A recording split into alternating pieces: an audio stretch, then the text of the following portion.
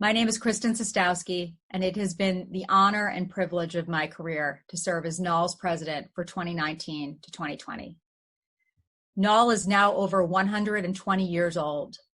When I started my presidency a year ago, I was very focused on NAWL's history.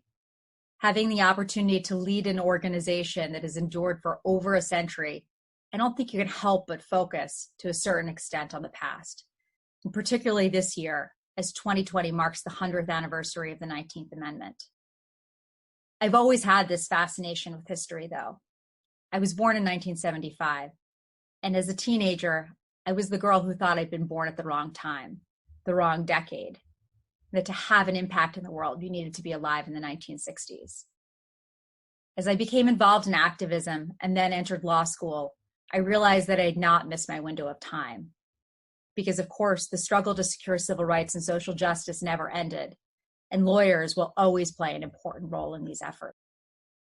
Although we all knew 2020 would be a pivotal year, the experience of the last 6 months has been unlike anything we could have imagined. For NAWL, this has been an important period for strategic planning, for reflecting on who we are as an organization and how we carry out our dual mission to advance women in the legal profession and women's rights under the law. I'm so proud of what we've accomplished together. More than any one particular event, what stands out in my mind from this past year is the resilience and agility that I've seen from our committees, our staff, and our board. I think back to March. As stay-at-home orders started in response to COVID-19, we moved our entire mid-year meeting to a virtual format in a matter of days, and then continued weekly virtual programming as NAWL's community began to work remotely.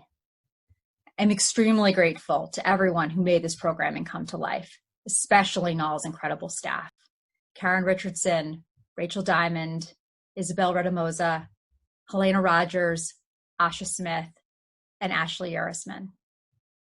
In addition to continuing NAWL's programming, we devoted this year to NAWL's strategic plans and vision for the future, which is never an easy process.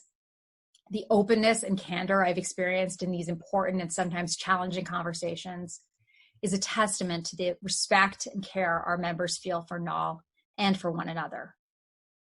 As I end my term as NAWL's president, I'm proud to be passing the baton to my dear friend, Karen Morris.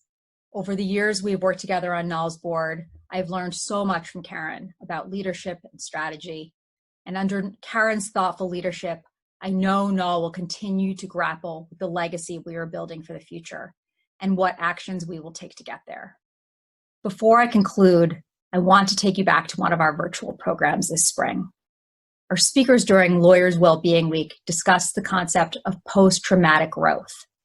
They explained that post-traumatic growth, different from resilience, is positive change experienced as a result of adversity and challenges. But as I've reflected on this concept over the last several months, I believe it may apply equally to organizations.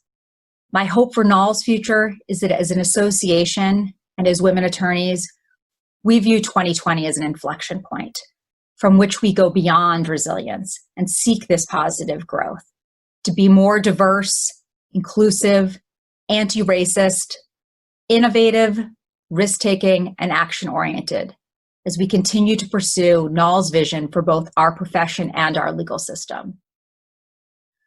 A quotation of Rosa Parks has resonated with me during this time. She said, "To bring about change, we must not be afraid to take the first step. We will fail when we fail to try."